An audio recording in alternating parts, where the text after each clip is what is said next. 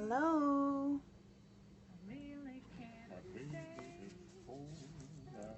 It's cold here. Is it cold where you live? Hello, Emma. Welcome. What do I got going on here? Glad you're here. A few minutes late getting started. Sorry about that.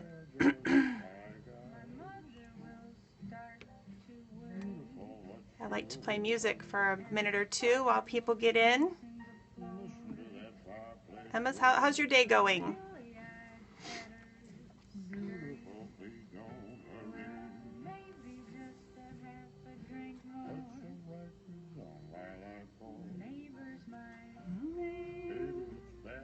It's not even Christmas time and I feel like watching Elf.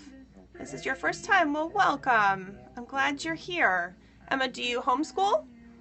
Welcome. You're in Australia. What time is it there? And how many children do you have? And what are their ages? Tell me about yourself.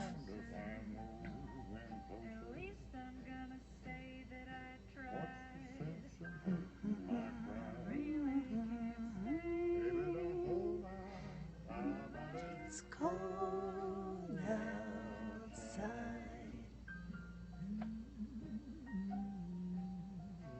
And what kind of weather are you guys having? Is it freezing? We got snow today. We live in central Kentucky and we finally have snow. You homeschool. It's 7:30 in the morning. Good morning. 10 kids, 23 to 3. Go, Emma. Awesome. And you've got summer right now. Lucky you. We're freezing here in North America, some of us. So we have, I don't know, maybe like 3 or 4 inches of snow, which is actually kind of significant here. We might get like 12 inches on Friday or something. So we're done with school for the day and some of the kids are outside playing and working on a sledding ramp. We have a big hill in the backyard. So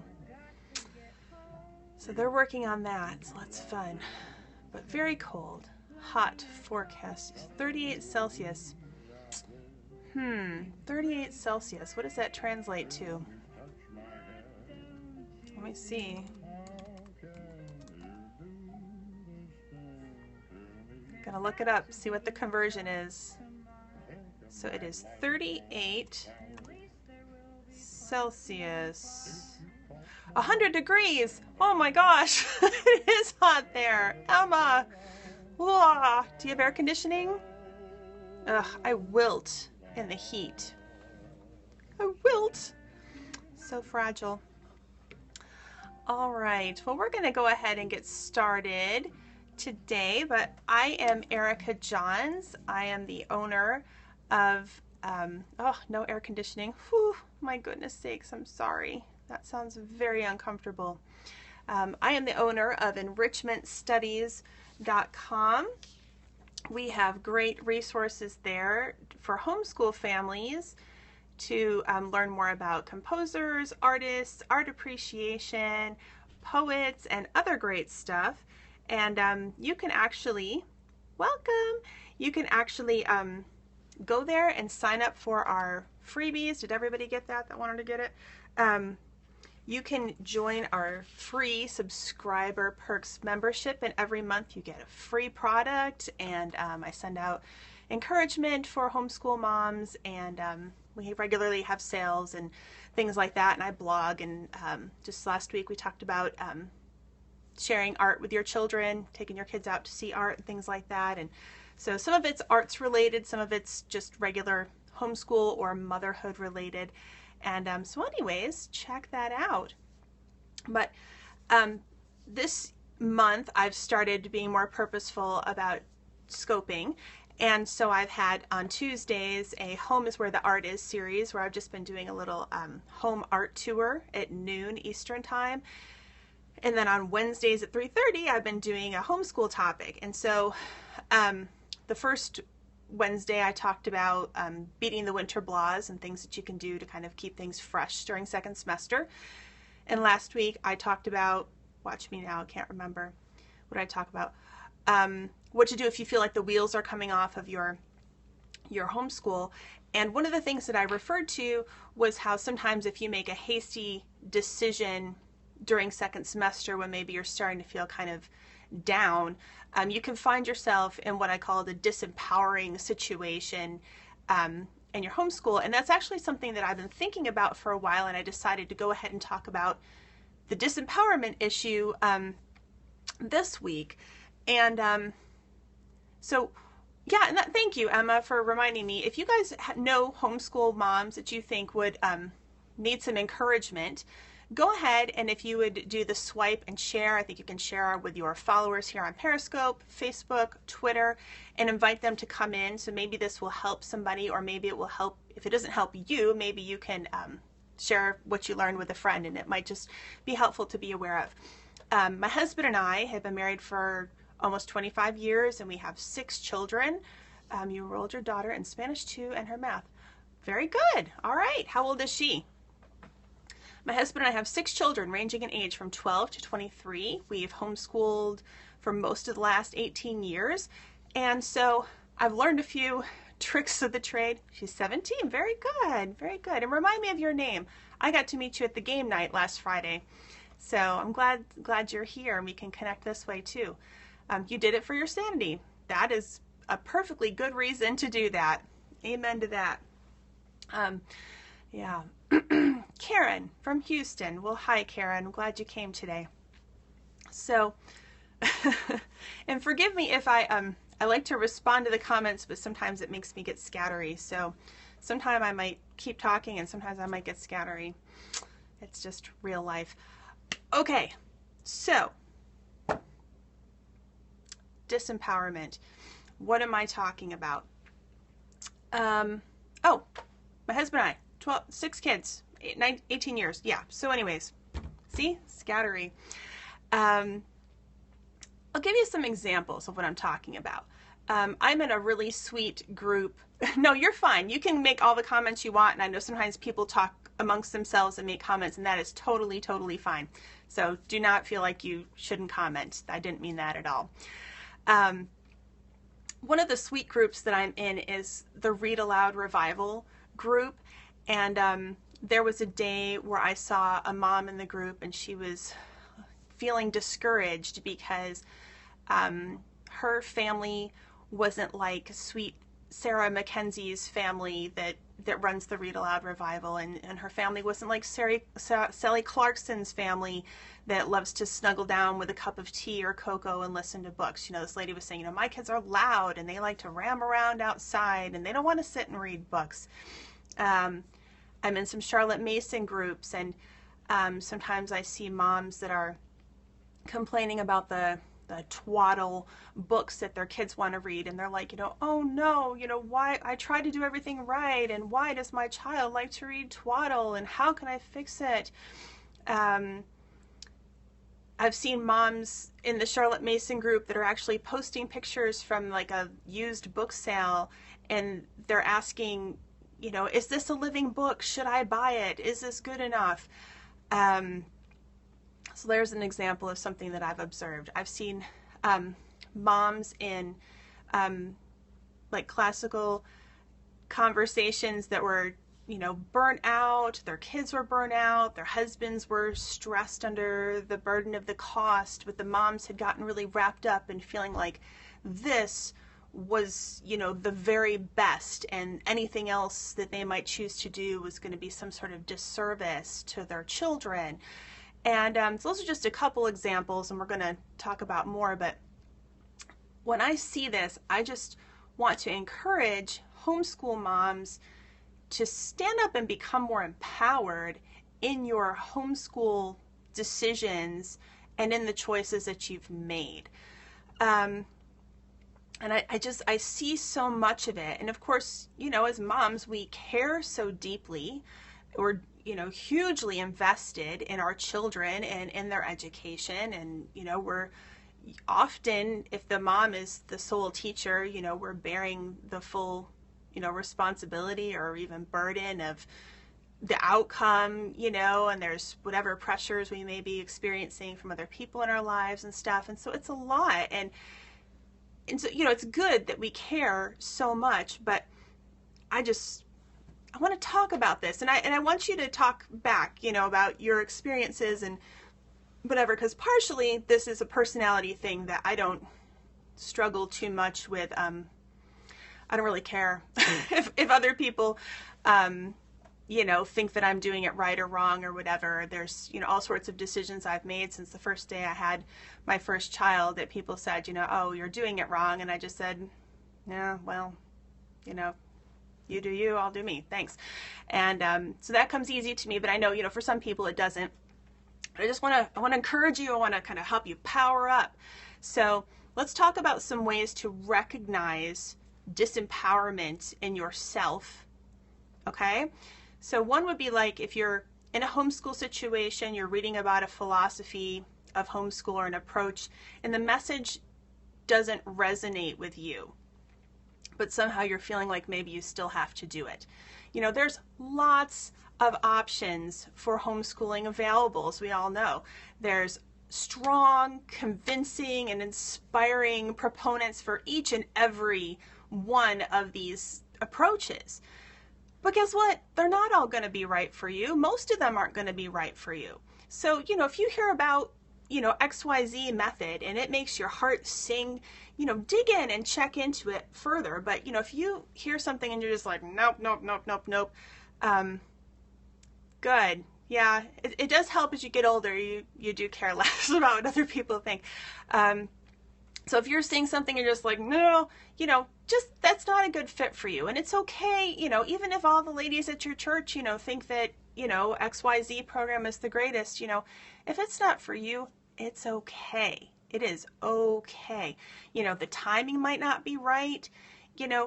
It might just not be for your kids. It might not be for this season. It doesn't have to be any huge sweeping judgment of anybody else's thing. You can just listen to that, part of you that says no. There's been times, years, we heard, for instance, we heard about classical conversations at a time when our finances were incredibly tight. And when I looked at the cost for all of the children that I had at the time that we needed to get enrolled, it was absolutely not a possibility for us, and really didn't even appeal to me. I didn't want to have to drive to where it was, and I didn't really understand what the value would be of it. And, so it just was like, yeah, I don't care about that. And, people that I knew were like, it's so good, you're going to love it. And I was like, yeah, no, thank you. And, a couple years later, we were in a different place with the needs of our kids. And it came up, and there was a community that was closer, and we ended up joining. And we did love it for a while. And we did that for 3 years. And it was good. And then when we were ready to be done, and move on to something else. So it's okay. Things that are, things will come back around to you. It's not like, if you don't jump on the wagon right now, you're never going to get another chance. So you can just listen and respond. If the message doesn't resonate with you, let it go. Okay? Now, number 2 would be sometimes the message resonates with you, and after you give it a try, you just can't seem to make it work. A lot of times this happens where we hear about something and it's like, it sounds so... It pings all of those ideals in us, right? Where we're like, oh yes, this is the thing, and that just sounds so great. Or you read a book and it just gets you really revved up, and you try it, and then now, it didn't fly, And you can just feel free to say, I love the idea of unschooling, but the reality was that in my house, my kids never did write their own newspaper or construct a yurt. They laid around and watched video games and bickered with each other all day. Fair enough. I trust your judgment, and you should trust your judgment too. You can let go of the idea that unschooling or classical schooling or workbooks or unit studies or a particular co-op or program has to work for you. None of it. No, it doesn't. You got to find something that works for you, but you don't have to be a loyal subscriber to, somebody else's thing. You need to be loyal to you and your people. So, if you tried it and it didn't work, carry on. Don't feel bad about it. There's no shame, in you doing what works for your people. Do that. So The next one is when you start to feel stuck in something. Welcome. Maybe you're in a program or in a community and it doesn't really feel like a good fit, but you feel like it must be right because others are so sold on it. And this goes hand in hand with that whole, this is the best possible thing.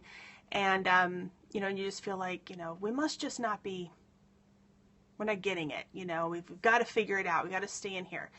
I would say you've got to really question your assumptions and stop comparing yourself to others. There's not a one-size-fits-all thing for every family for homeschooling. You are free to do what works for you and never look back.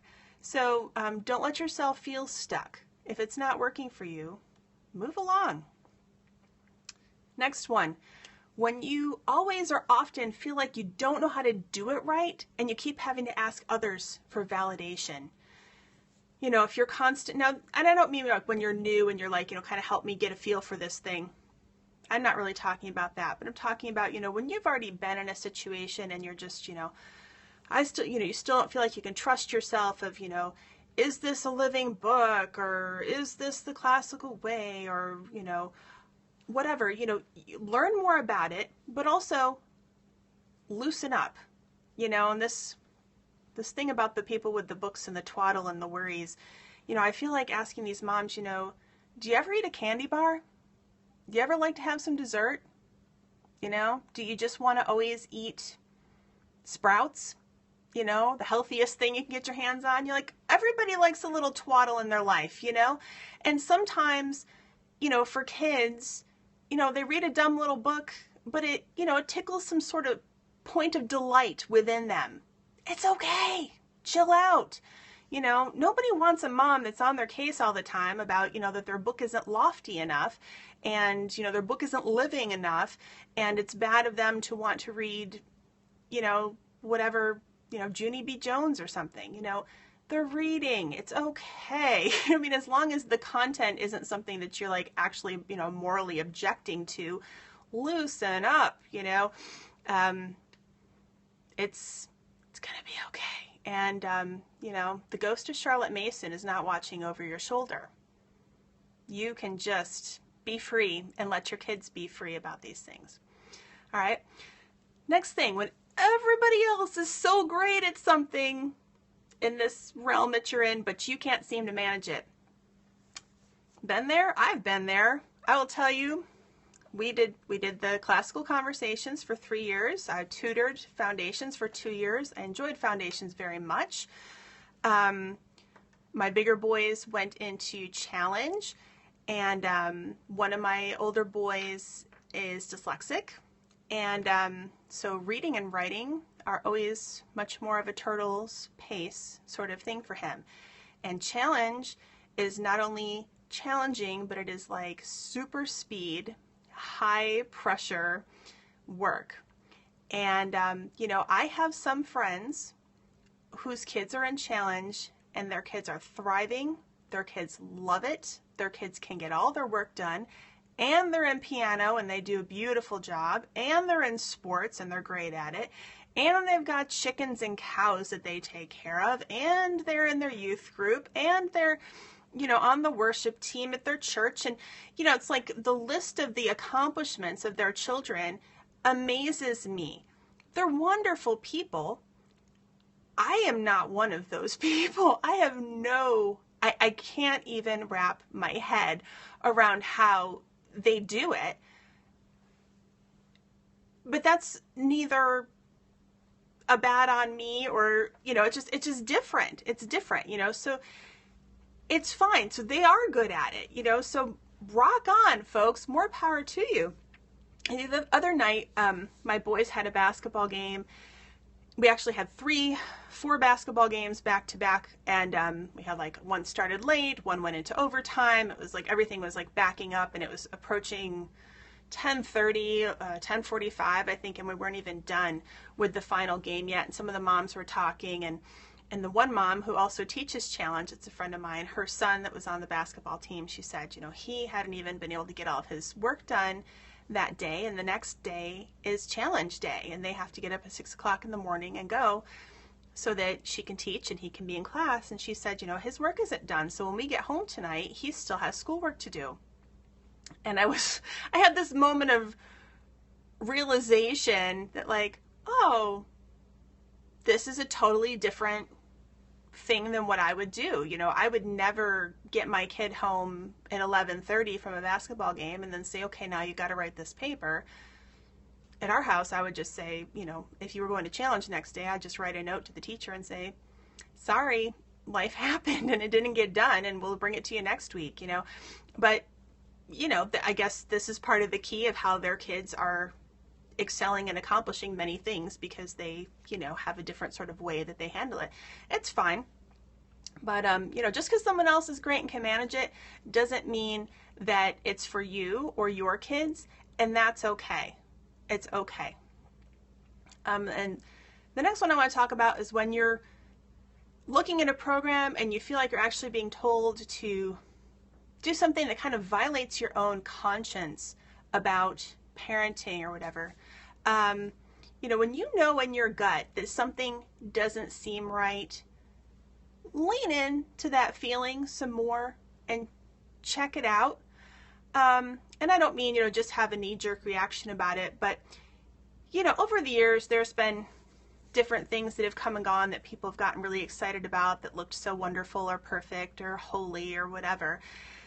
And, when you start to get those little feelings of like, something seems a little off, check it out. Get some more information. Google it. Google the name of the program and reviews or problems or cult or, whatever it is that's starting to make you just wonder, and just see what comes up. You don't have to just, blindly follow an expert to tell you to go against what in your spirit is not right for you or your child. And, I see sometimes people override their own good sense because, they want to do well for their kids and they feel like, somebody else knew better than them or whatever. I have rarely found that anybody knows better for my kids than me. And, that's not humble, but it's true. And, and I believe that that's true for most parents that are loving, thinking, caring people. But in short, when you let someone else's success become your burden or shame, you may be experiencing disempowerment. So with all of the choices that are out there, you just because it's working for someone else and just because it's a good thing, doesn't mean you need to take that on and then feel like you have to make it work for you or there's something wrong with you if it doesn't work for you. God made you the parent of your children, and every family is different. That's one of my favorite things about homeschooling is, we have the freedom to make it work for our people. You can accept the realities of what is in your situation. You can make changes that seem wise. You can give yourself time to pause and to percolate before you get in and out of stuff. But you just don't want to get stuck in a situation where you feel, stuck. You don't want to be stuck. It's a very bad feeling, and I've experienced that myself a time or two, which is how I learned this lesson.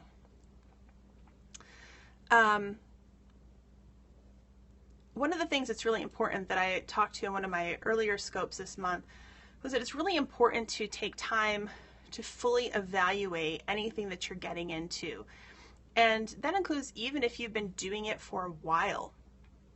I really think that it's important at the end of each school year to take some time to think about each child and not just your whole group of kids as a whole, but each child, and think about what's been working for them and where have you seen growth, and what parts of what you've been doing have really worked well for this child. And then, what do you see as the needs going forward? What is the child wanting out of their life and their education that seems good and important to you? And then how can you address all those things? and make that happen going forward. But that takes a little bit of time and care. So let's talk about some ways to become more empowered. Number one is education. You need to be able to learn stuff. You've got to read books. You've got to think. You have to ask questions of yourself and others. And all this really matters, and it takes some time. It's an investment. Your time, your money, if you're buying any books or if you're going to a conference or, whatever, just your energy to, prioritize. And I don't mean, go crazy with it all the time, but just make sure that you're feeding the teacher. Hi, Amy. You're feeding that educator part of yourself to know what you're about and what makes sense for you. And also when you do those evaluations, you're allowing yourself to really pause and say, okay, what is it? What am I seeing here? What works for my class? Hey, if you were a school teacher, you'd be writing down regularly, evaluating each child and how they're doing and what's happening with them. Take a little time to do that for your kids too. And over time, you're going to get a much stronger idea of where you've been, where you're going, what's working for you, and how to go forward. So, some of the most empowering books, I made a little list, and they're not really all about homeschooling, but some of the most empowering books that I've ever read: Nursing Your Baby by Karen Pryor, Teach Your Own by John Holt. Wonderful book. And I'm not an unschooler, but that book gave me so much empowerment and trust in our innate desire to learn and to love to learn. How to Raise a Healthy Child in Spite of Your Doctor was a great book that I read long ago. Carol Tuttle writes about energy types, and I have found that to be very valuable in understanding myself, my children, and everybody that I come into contact with. Very interesting stuff that she has there, and very empowering and honoring of people's true nature, who you are, who God made you to be, and what you're all about. So often we see our natural tendencies and we attach some sort of shame to it. Oh, I talk too much, or okay, thanks for being here, Emma. I hope you'll come back another time. All sorts of stuff. Well, we can talk about energy types another day, but Carol Tuttle, her work is really good. I'd say probably starting with reading her blog or her book, It's Just My Nature, might be good. Number two for becoming more empowered is self-examination. You got to check your motivations. You got to check your attitude. Check what you're afraid of. Question your assumptions.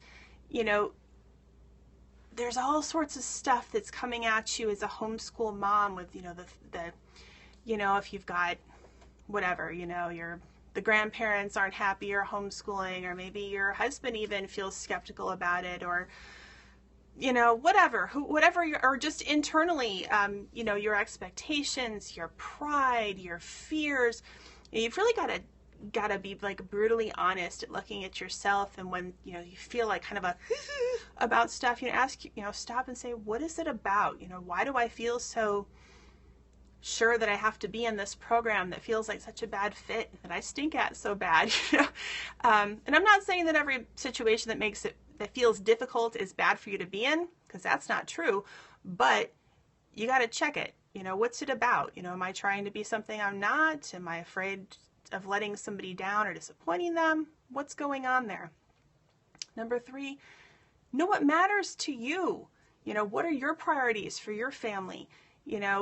Me having a clear idea of what matters to me, that's like a map and a balance for so many things. It makes it so much easier to be able to evaluate opportunities that come along and know, is this right for us or not? And I don't mean like morally right, but I mean just like there's so many things and you can't do it all. And so figuring out what matters to you. And like for me, like going back to that example of my friends that seem to like rock at everything, including challenge from classical conversations, that to me is just super hard.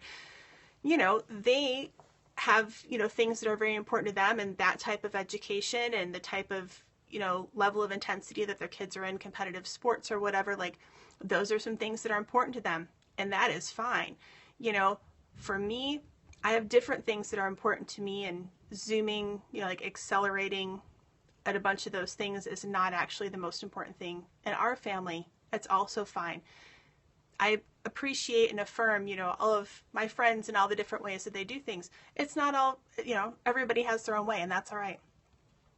Number 4 for being more empowered is to realize this is your tribe. And I use this word all the time in my life about my family. This is our tribe. You've got unique gifts and challenges that your family brings to this world. Embrace it, because you guys are awesome.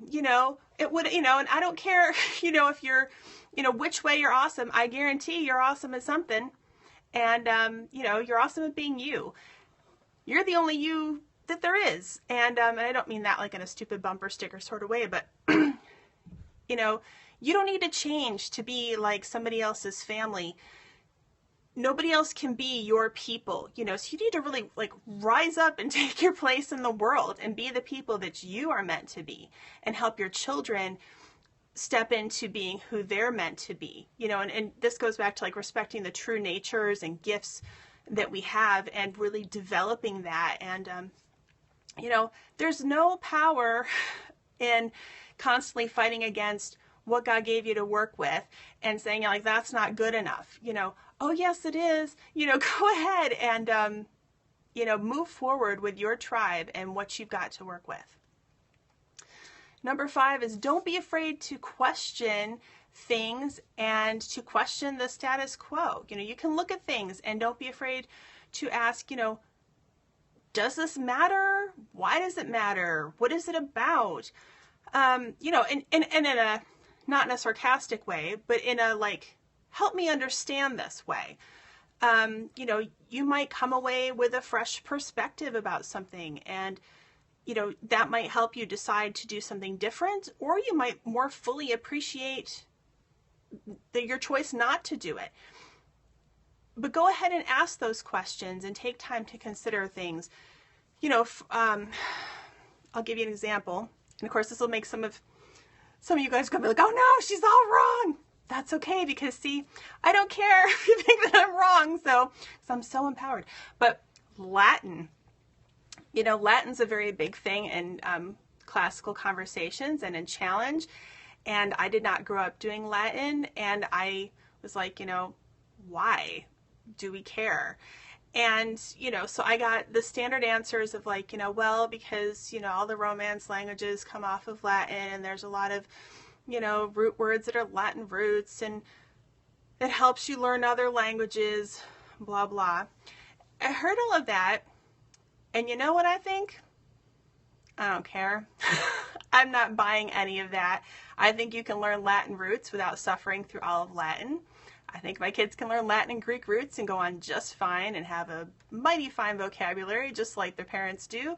And I think that rather than spend all the time struggling to learn Latin and hate every minute of it, you could just go ahead and learn French or learn Spanish and be just fine. And so, but I took the time, we tried, we were doing the Latin while we were in it, and that's fine, and I don't resent the time we spent or whatever, but ultimately, after I was like this, because I kept thinking, surely there's some other more important reason. Now there'll be people probably tweeting me saying, yes, there is, and here's what it is. And that's fine. You can tell me. I'm open to learning it. But, I just eventually, came away from it going, okay, so this appears to be all that people have to say about why Latin's so great, and that is not enough for me to do this to my kids. So anyways, but don't be afraid to question these things. And sometimes you're going to find out something and you're going to go, oh, that is really good. I do really want that for my kids. And maybe you say, I do really want to learn Latin for that reason. Awesome. Learn it. It'll be great for you.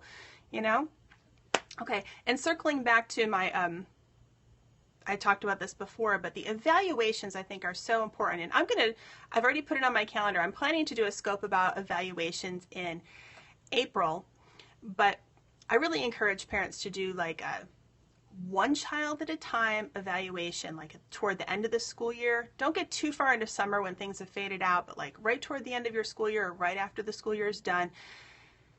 And this is just, it's a, parent-teacher conference. You're just talking to yourself. You might write down some stuff or make some notes, but ask yourself, what kind of growth am I seeing? What's working? What's lacking? What do they want? What do they need? And what are the possibilities of how to make this happen? The one year that I failed to take time to do this because we had a high level of other crazy things that were going on in our life, I forgot to do the evaluation and just kind of stumbled through our summer. We had a lot of stressful things that were happening in our family, and I just sort of blindly went on into our plan for the next year.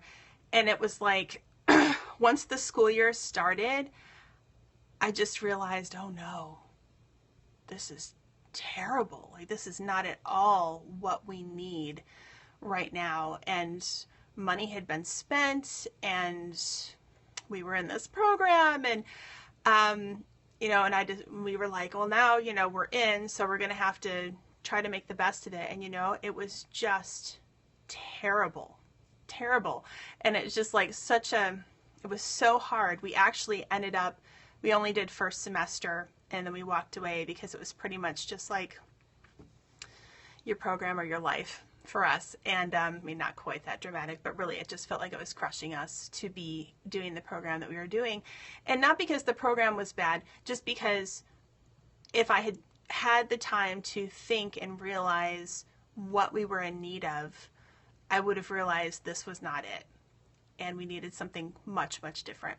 So, we lost some money.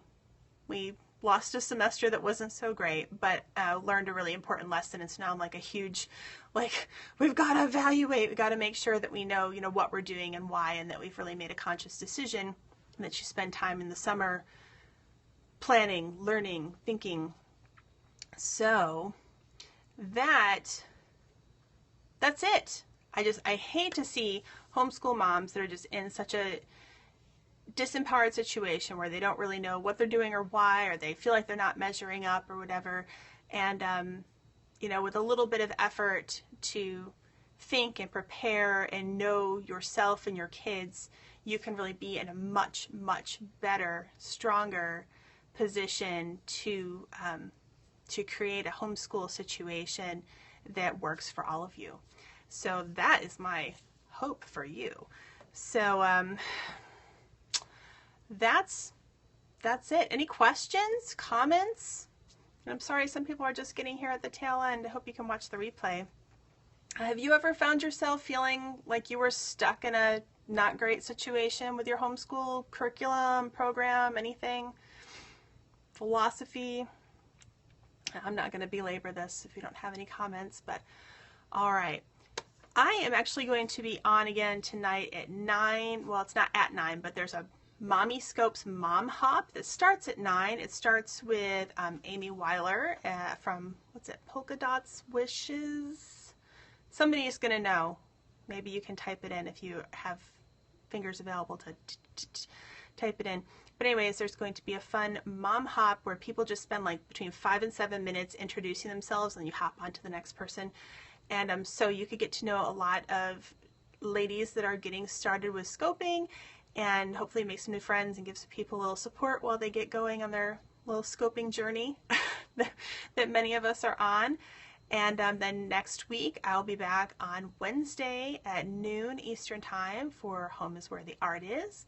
And next Wednesday at 3:30 Eastern, I'll be back talking about another homeschool issue. And I don't know what it'll be yet. I haven't planned it out. So if you have any suggestions, you should let me know. So that is all for today. I hope you guys stay cozy if it's cold where you are, or for the people in Australia where it's 100 degrees, I hope you can stay cool.